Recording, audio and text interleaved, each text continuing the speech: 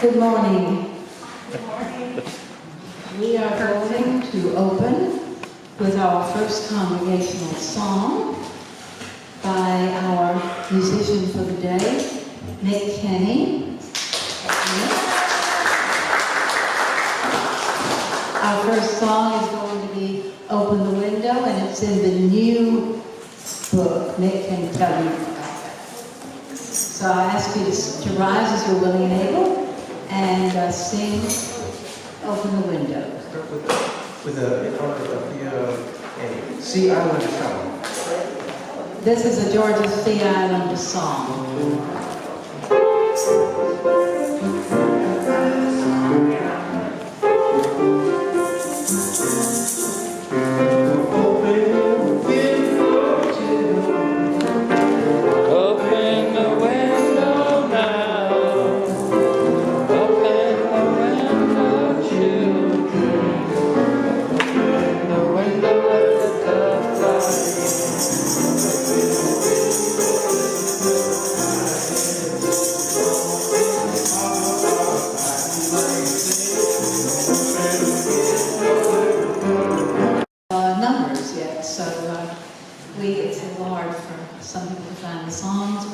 We all did very well and beautifully. So, we are a spiritually based, philosophically based community founded on existentialist and feminist principles dedicated to human liberation.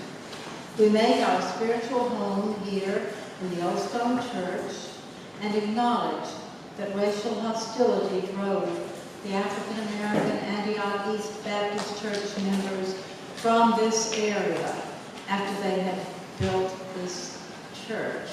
The first version of it was wooden and was burned down. And so they hauled stones from Stone Mountain to build this sanctuary so that it could not be burned down again. We also acknowledge that in the 1800s, the Muskogee Creek people lived on this land and were driven from it, and we support justice for them and for all Indigenous people. So, my opening words are brief. They're paraphrased from Reverend Angela Denise Davis. What America has never decided is what we mean when we say, we the people. So are there any newcomers who would like to be recognized? And if you feel that you would like to stand and tell us how you found out about us and your name, please do so. Any newcomers?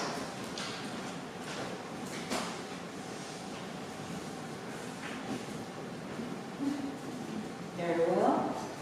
Does anyone have any birthdays or anniversaries you'd like to be celebrated today? It can be past week, the upcoming week, or just about any time. Anyone? No one here today with a birthday or anniversary? Excuse me? June is a slow month. We're not last week either. Okay. Althea? June 3rd, I'm going to be 65. All right.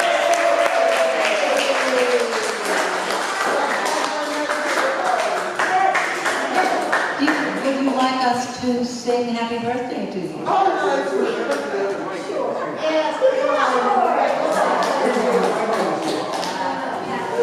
What did you need it for? We have your cordless handheld mic. Happy birthday, dear Althea.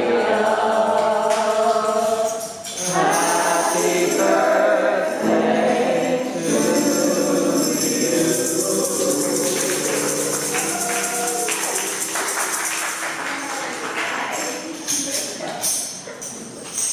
So now we have a second congregational song. I'll let Nick announce it. Okay, we're going to do number 10 in the old book, The Poet's Eye. The poet's eye, please rise and as you look in it. Number 10.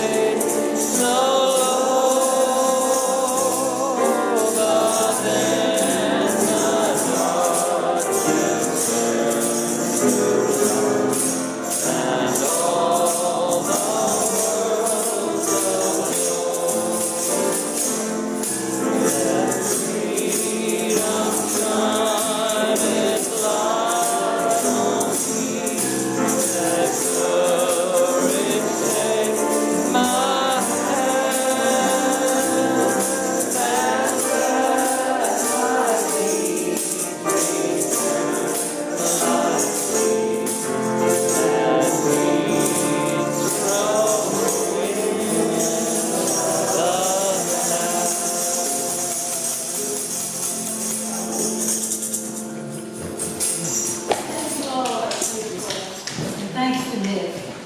Yeah.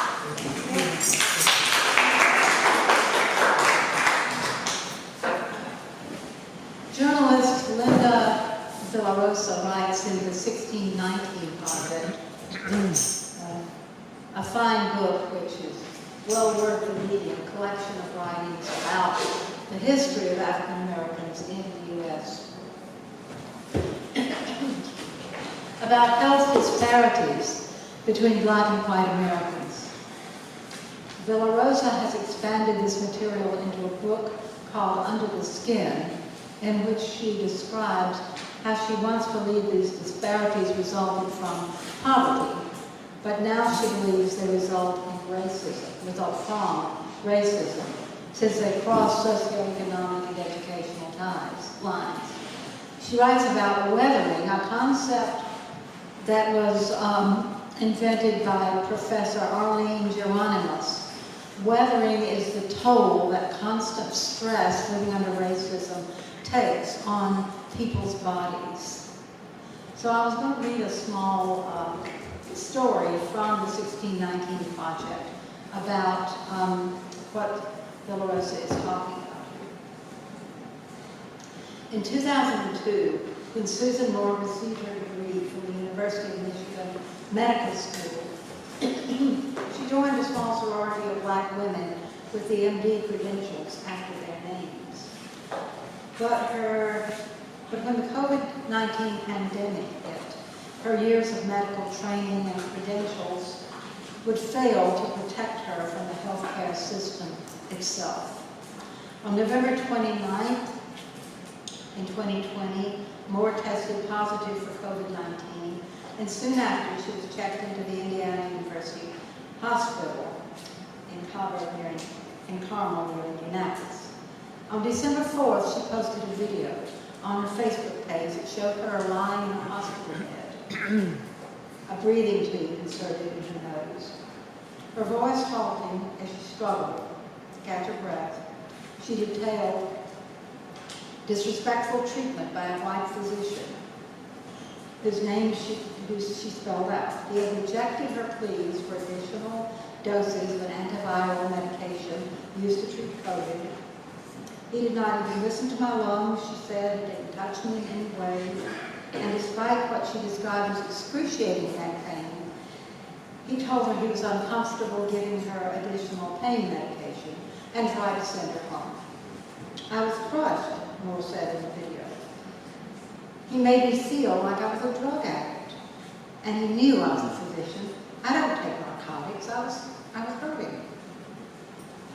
Then, looking directly into the camera, her voice shaking with rage, Moore offered this scathing indictment of the American medical system. I put forth and I maintain, if I was white, I wouldn't have to go through that. This is how black people get killed. Moore died 2 weeks later at age 52. In her assessment of the U.S. healthcare system, she was correct on 2 counts.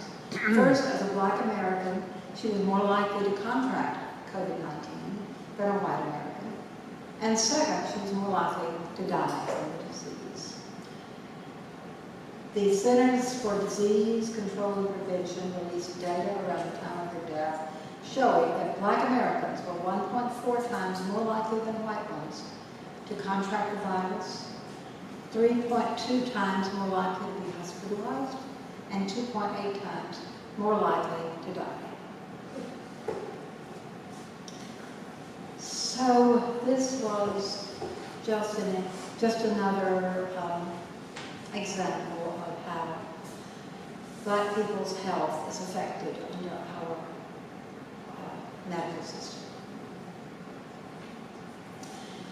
So, if there are community announcements, would people bring them up to me now, and I will read them at the end of the service.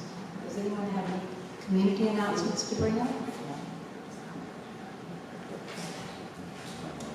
Okay, now then it's time for our fellowship minister. Let's welcome Martin.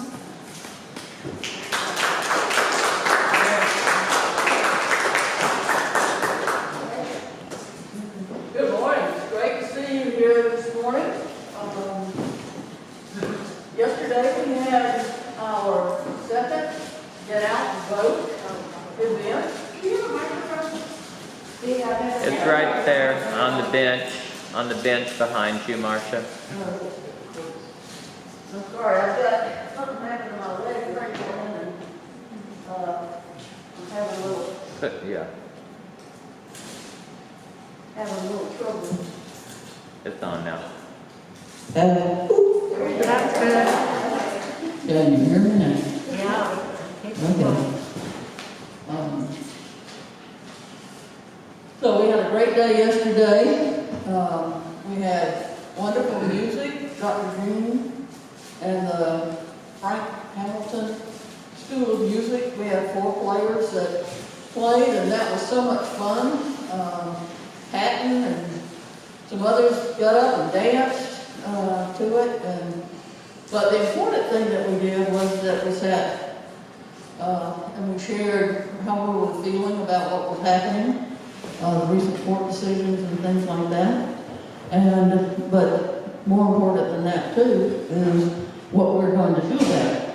You know, what kind of personal responsibility that we're going to take to do our part in voting and fighting for what we believe, personally is right. So we're having another one in August, and I hope that you will come and bring some of your friends, especially those that you think might need encouragement to go out and vote. This is like talking to the choir. So we need to reach out to those that are not perhaps as convinced that they need to go out and vote. But the exciting thing to share with you is that at the end of July, we're going to have the return of our fabulous book and bake sale. What's the date? July 30th.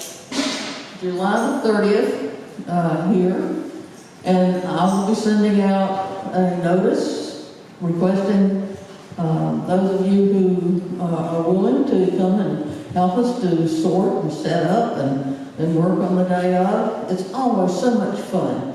We just have a good time, and you work at your own pace, that kind of thing. So I hope that you will look for that. And but in the meantime, be looking for books and any kind of music that you have that you're ready to go ahead and pass on to somebody else, because we need those in order to have a book and bake sale. So, but it's wonderful for you to be here and get out of the heat into our cool air. And I hope that you'll have a wonderful week.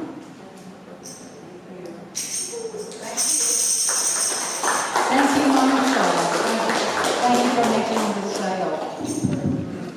So at this point, we have a time of silent meditation in which we can sit for a few minutes and just be with ourselves, either praying or meditating or cogitating or just being quiet.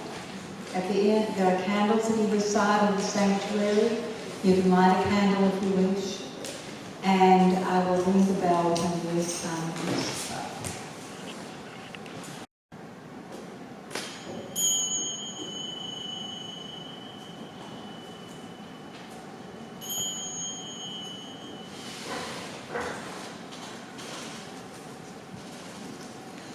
We will now sing our third congregational song.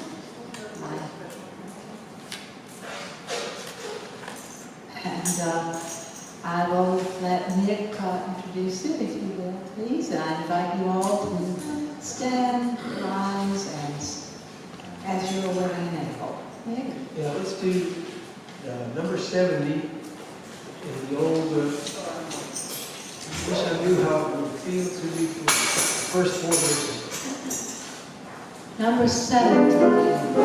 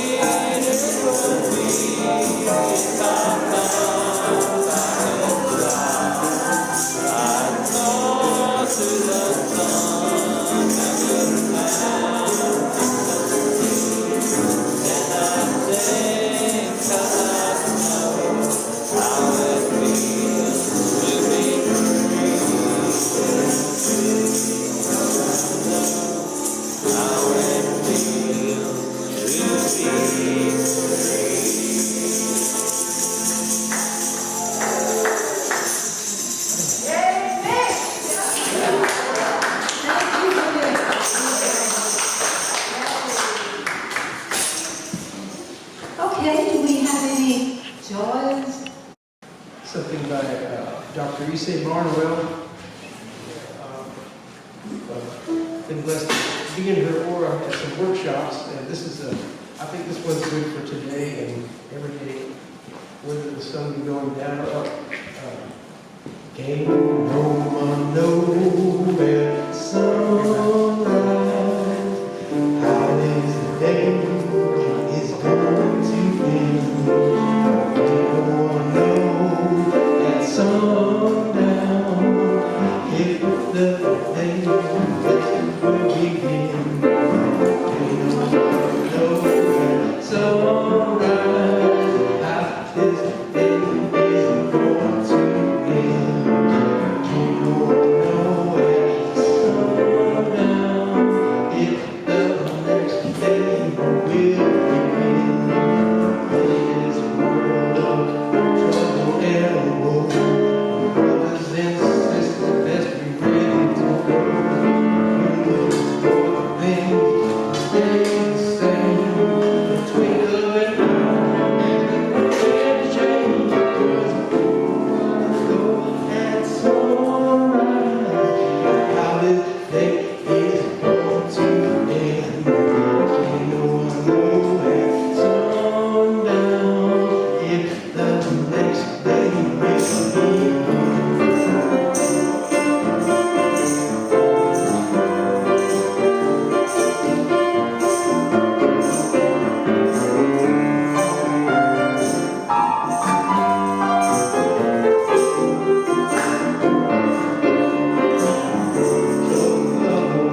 Fills our heart with rain, so we go to Stonewall and LA, searching for hope within ourselves. We fight against misogyny, misconstrued. No, it's sunrise, how this day is going to end. No, at sundown, if the next day will begin.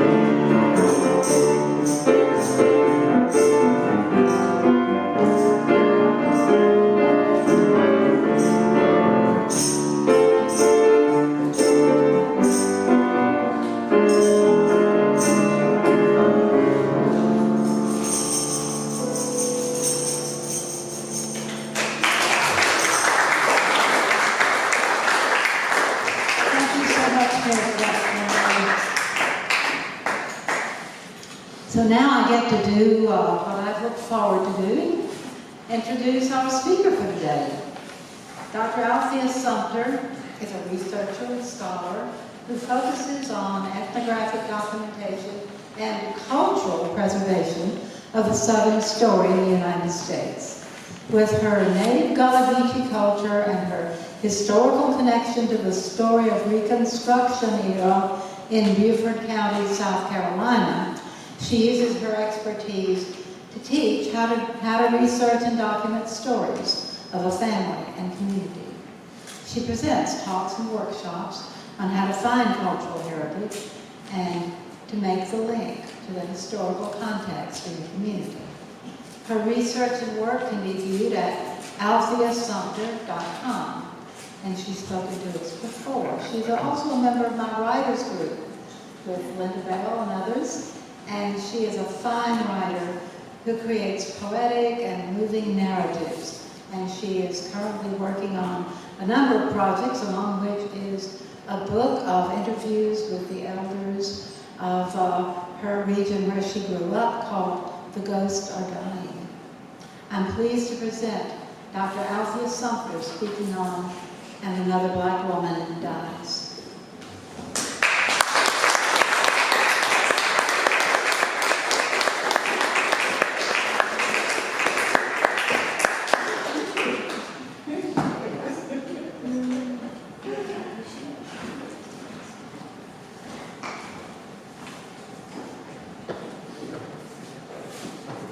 I have been here a number of times, and each time it brings me, it's oh joy to know that this congregation has recognized and understood the history of where you stand, not just because of the old stone church and those who started that, but those who were here beforehand, the Muskogee.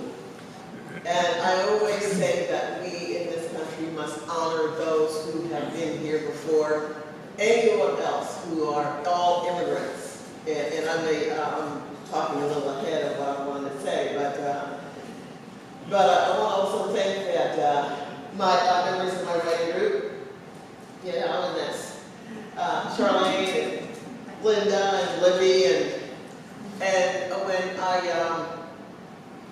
when I wrote this particular essay back in February, I was just heartbroken about Valerie Boyd's passing. And when I read it to the writing group, they all said, "You've got to share this." So here I am sharing the essay, and then I'm going to say a few words afterwards.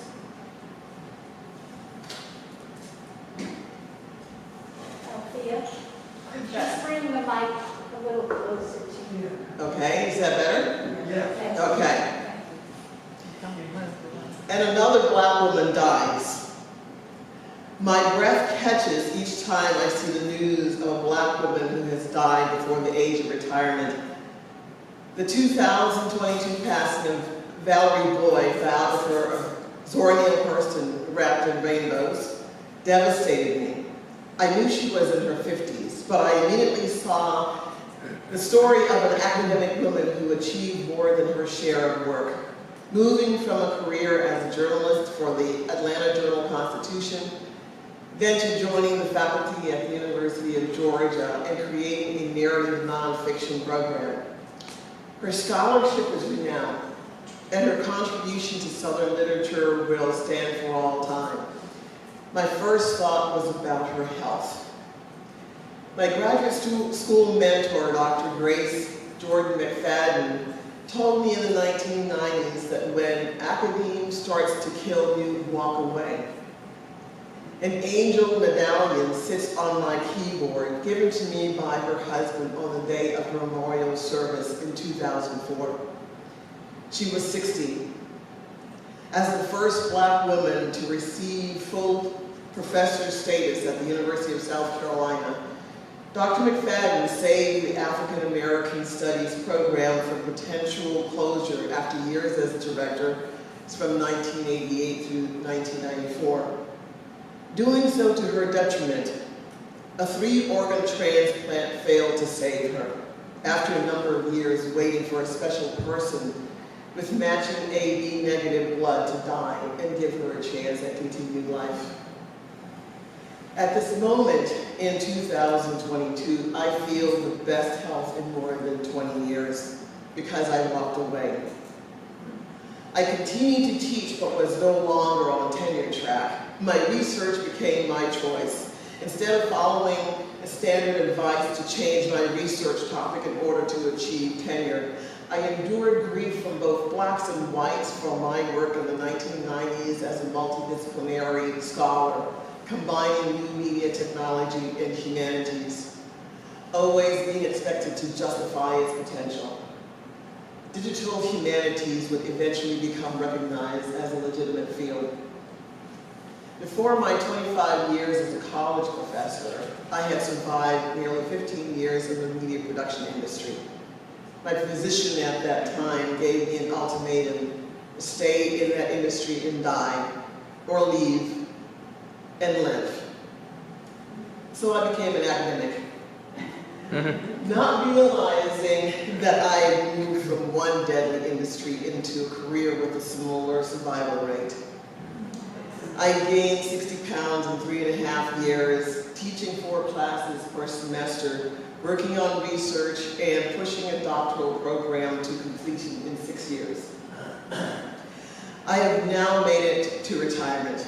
I work for myself because I'm compelled to write, research, and create. Sometimes I feel guilty for not writing more and not pushing myself more with all that I have to do, all the work I have left undone. Then I pull myself back from the guilt. I must, or I will reverse the vibrant health I fought to achieve. I am a hypertensive diabetic with metal in my lumbar. The result of working twice as hard to be regarded as equal to any white person. That notion is a death trap, the curse of the segregation in Jim Crow laws I have experienced. I knew about slavery when President John F. Kennedy was assassinated in 1963. As an elementary age child, I wept as my family watched the funeral. Young John salute his father's casket as it rolled by. Tears were rolling from our eyes as I feared for our lives. As a 6-year-old, I thought slavery was about to start again. I knew about slavery at that young age, but no white person cared about my feelings. By that age, black children already knew that we had to be on our best behavior outside of the home, or else our parents would be harmed and we could be taken away by white people who would consider that we were not being raised correctly. Today's white parents are worried about hurting the feelings of their children, who learn the real history of this country instead of contrived concepts that conceal truth. Epigenetics, changes in genetic structure caused by the legacy of trauma, are part of my heritage. I know my history of school desegregation, the southern story of my family as survivors of enslaved Africans, the fight just to be present over the past decades of endurance as a black woman in the United States.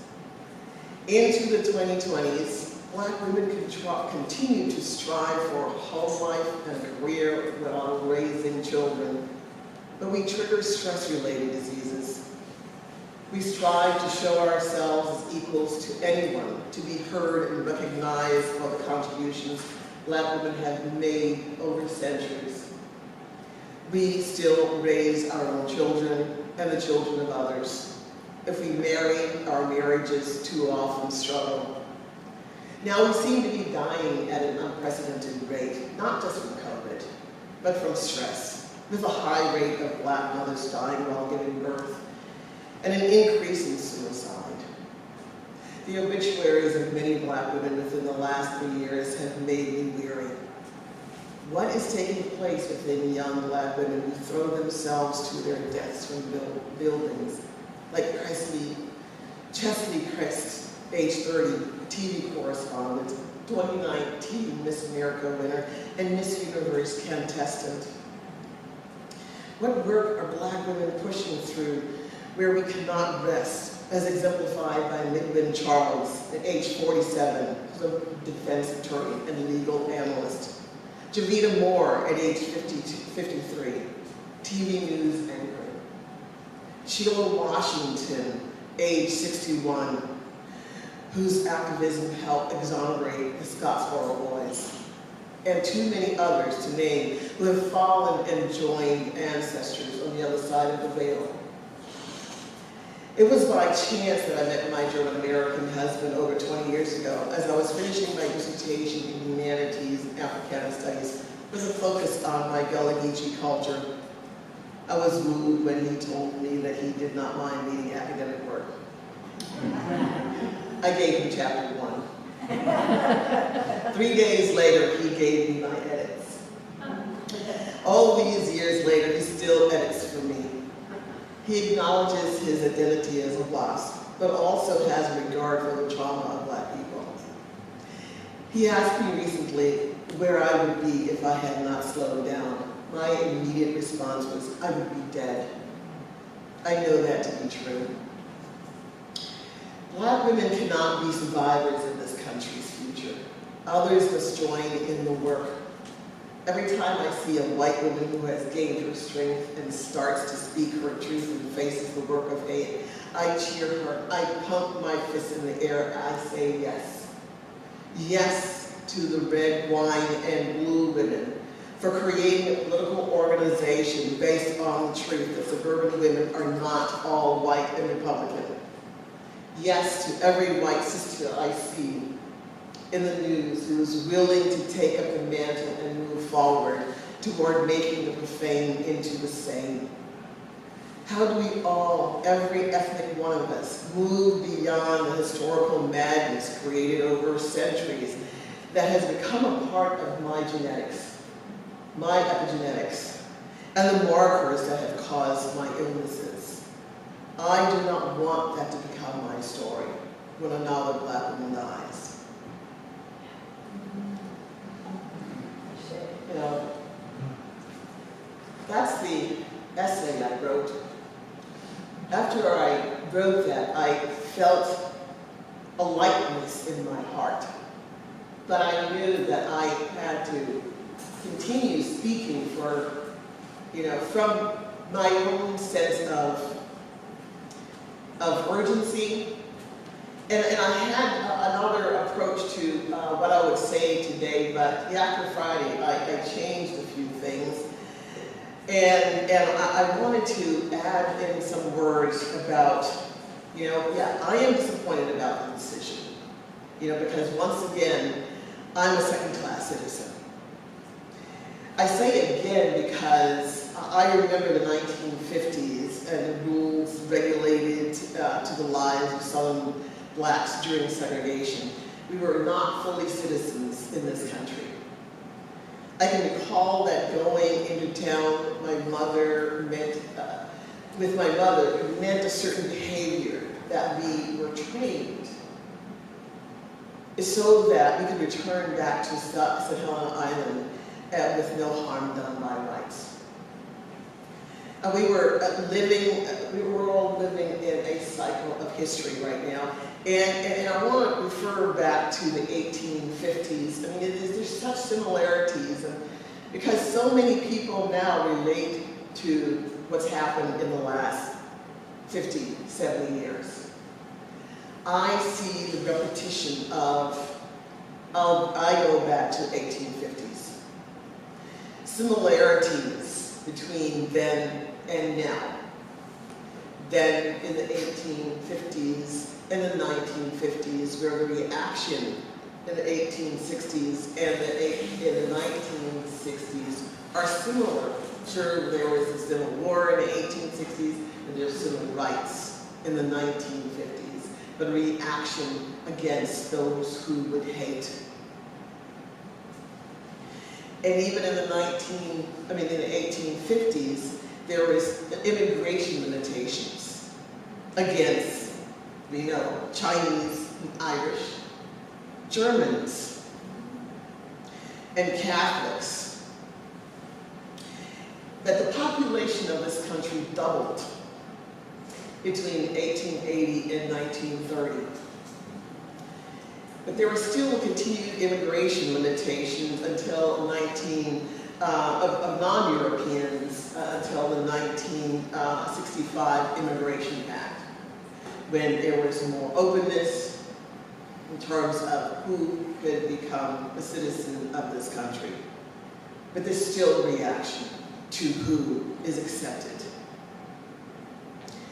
And so I say, take away the idea that we are just at this stage of some kind of thinking that the U.S. is, we're just facing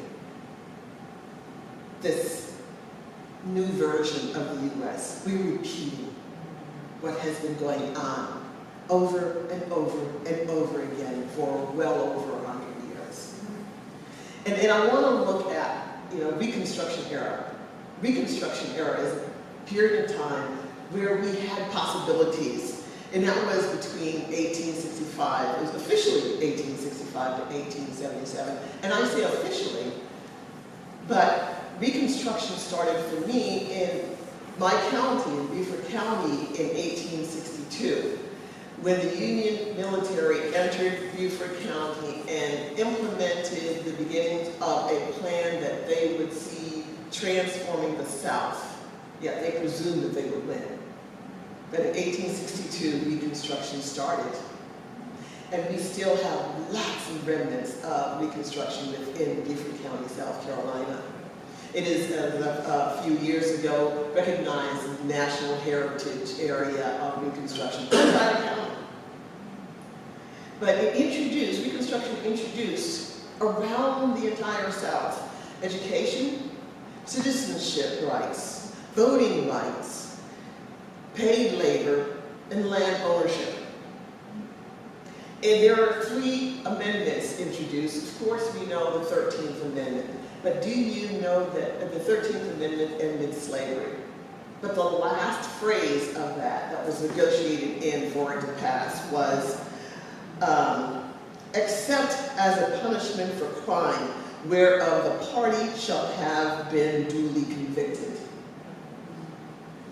That gave the South a justification for peonage, legalizing penal labor and mass incarceration, and we know the remnants of that to this day. It continues. Then we have the 15th Amendment, which is the voting rights for black men, of course. But it started to reverse in the South after the end of Reconstruction. And by the beginning of the 1900s, the Supreme Court deferred to states' rights. And voting rights was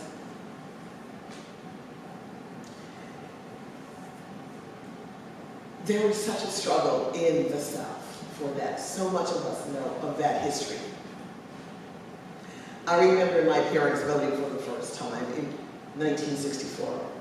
They sat us down. We were away from school that day. And they gave us hugs because we knew that the threats of the KKK, that we may never see them again. But they came home. But we know that it took so much more, and it continues today in that the 1965 Voting Rights Act has to be reinstituted, reauthorized every designated years, and that the last time was 2006, and to be maintained for 25 years. Who's going to be the next president to reauthorize the Voting Rights Act? Why should it be reauthorized when there was the 15th Amendment? And then you have the Civil Rights Act of 1875 that affirmed the equality of all men before the law and prohibited racial discrimination in public places and facilities such as restaurants and public transportation. 1875. It was deemed unconstitutional 3 years later by the Supreme Court. And we know the legacy of civil rights since 1875, to the point where we have the Civil Rights Act of 1965 that says virtually the same thing, but now adds discrimination based on color, race, religion, sex, or national origin, and then added on the, as well as race in hiring, promoting, and firing. 1875. 1965. Public school education, I could go on about public school education because the first time in the South we had public school education during Reconstruction, but the end of Reconstruction was when the Southern reformers, you've got to really get a low kick into the Southern reformers, began to reverse public school education. A lot of gains made in terms of public administration, health systems and such that was instituted in the South during that period, during the Reconstruction era. And the gains of racial segregation was established in 1896. The gains made was then turned back into segregation. Yeah, black and white kids went to school together. But that was reversed in 1896 during Plessy versus Ferguson. Separate but equal. We say separate but unequal. Black land ownership. And just have a couple more to make sure, this kind of gives you an idea about where we are. Black land ownership was the highest by 1910. There was 14% of the land, possible ownership of this country were owned by blacks. It dropped to 1.3% by 1997. A loss of 90% of land, meaning the loss of wealth, including black businesses. So those images that you see about, poor black people in the cotton field and all of that sort of stuff, those are not the real images. There was black wealth, in the South included, during the 1800s. And it was slowly diminished and destroyed and burned down and segregated out. To the point where, every time I hear something about, black people, they just don't know how to do this. Oh, no. We know what happened in the 1900s. And discrimination, the laws that were put in place, starting in the 1900s. And the lost cause, and the rise of the United Mourners of Confederacy and the KKK and everything else. And that's where we get into white supremacy, with an understanding that Nationality Act of 1790 was the first to institute whiteness in the creation of this country. And it continued on and on in terms of the understanding of white as superior, including through presidential campaigns through the 1860s, and it continued into the 1900s, and it continued even to last month, when the Patriot Front, who went to attack Pride Parade, said that Pride, their mission was to, that the U.S. was conquered for whites. That's in their manifesto. The U.S. was conquered for whites. So it continues to this day. So, there's a long list of that sort of thing. And it is such an ebb and flow of building up and tearing down and communities throughout the country. And it has to stop. This country, the Constitution was written by white men for white men. But, a lot of that has changed in terms of the interpretation. We the people means inclusiveness of all ethnicities. But you always remember that the indigenous population of this country lost so much, because all of us immigrants, if you're not indigenous, you're an immigrant, no matter when your families got here. You are families of immigrants, forced here or not. But we must always acknowledge those who've been here for over 20,000 years and put them first in terms of our understanding, because they sacrificed so much. They were decimated. So I appreciate that Muskogees are always recognized here. So I want to say that, unlike, I've heard, some people, some friends of mine over the past months that, I'm leaving this country. I'm not leaving this country. Where am I going to go? With the legacy of my color, where am I going to go? I'm in jeopardy no matter where I go. I'll be here to continue moving the country forward because I must. I know what my parents went through. They made sacrifices through raising their black children in the South, where so many did not want us to exist, where we were second-class citizens. They stood ground and made changes. So as of Friday, they said I'm a second-class citizen again, as a woman. Then I added color. Then I added interracial marriage. This is the third time interracial marriage was accepted in this country. Yeah, third time. In the 1600s, everybody married everybody else. During Reconstruction, yes, interracial marriage was accepted. And now, thanks to Richard and Mildred Loving in 1967. So I had a renewed urge to do the work necessary to build a more perfect union. So I'm exhausted, but I'm not too tired to do my part. Black women will do their part because we have so much to lose. with a black population of 13% in the U.S., there are not enough black women to be the savior or the superwoman or the rescuer. I mean, to make changes. So black people are okay. We're just tired of being the help. Tired of the expectation that our vote is the only key to change, and tired of helping white people feel they are okay. The work of making this country what we want to live in without the thought of running away will take everyone to do their part.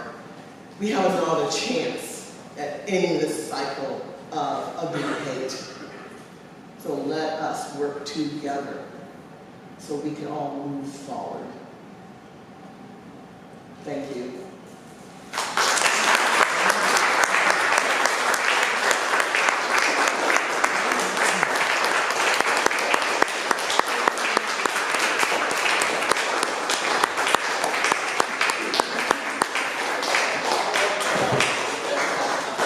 She's my sister girl. Oh, that's right, that's the little. I'm through. I wanted my hug. I forgot to put my mask on. Thank you so much, Althea.